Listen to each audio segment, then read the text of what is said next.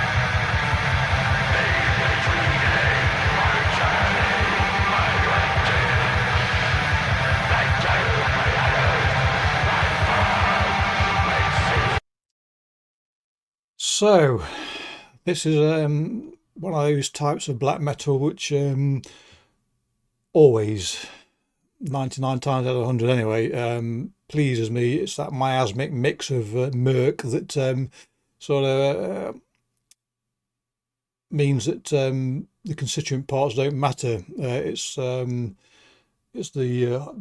whole sound that counts the most, and the dynamics are varied here, and the individual instrumentation is sort of hidden behind a veil, such as I say, it's the whole that counts. And a lot of lo-fi black metal,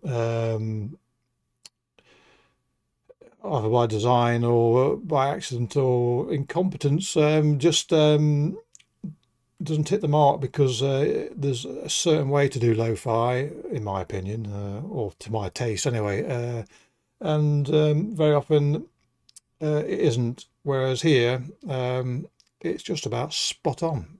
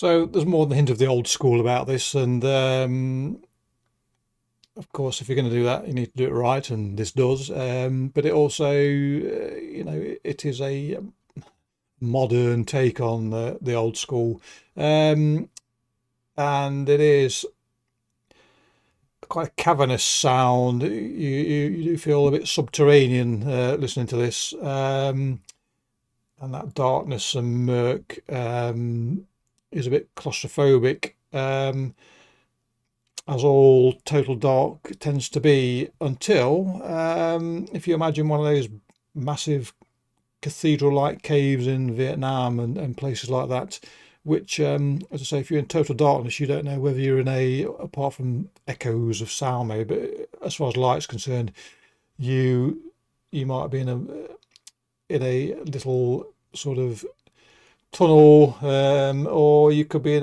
as I say, a cathedral-like cave. You don't know until light gives you some perspective. And just occasionally, well, not occasionally, throughout this, you get, as if cavers are entering the system, you get the odd flash of light, which gives you a sense of scale and brightens the gloom to a degree as well.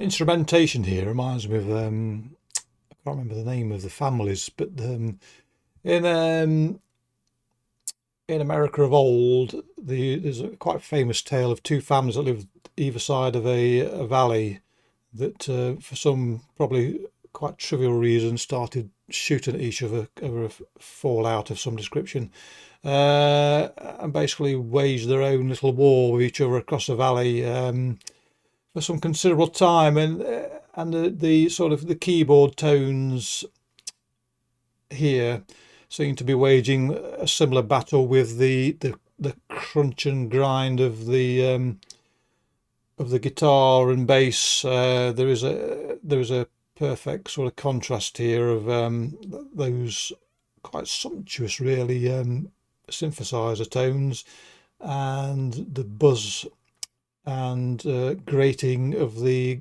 guitar and bass, with the drums perhaps in the middle of it all, egging both sides on to give their all to bring about the total demise of the other.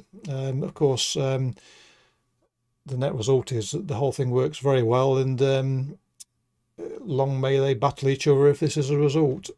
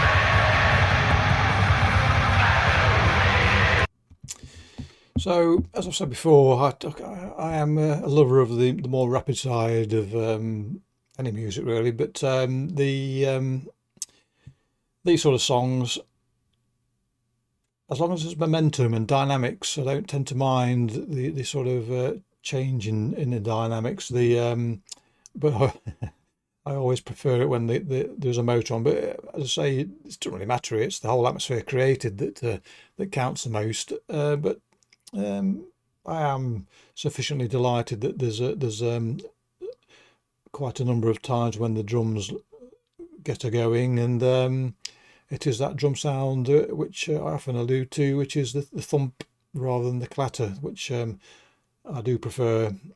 So all around, I can have no complaint at all, and just continue to be a happy chappy with the sound that assails me.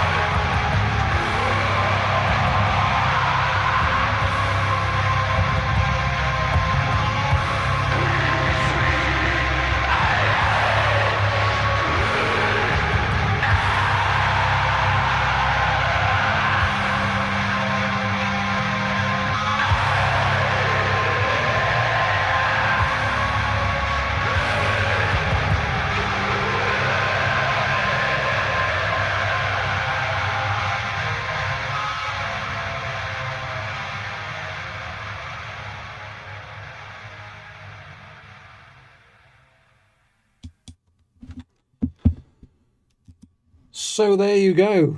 So whilst I weep my loss at losing this album, I rejoice in the fact I can still listen to it by the joys of other parts of the internet.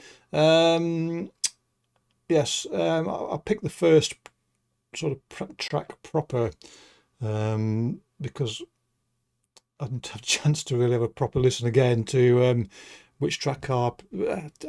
It's immaterial. All three of the main tracks, if you will, on this album are all a delight and all worth listening to. All have the same merit, which is high. But there you go. I shall leave it with you while I go and shed a tear. Anyway, clicky bollocks. Catch you all next time. Cheerio.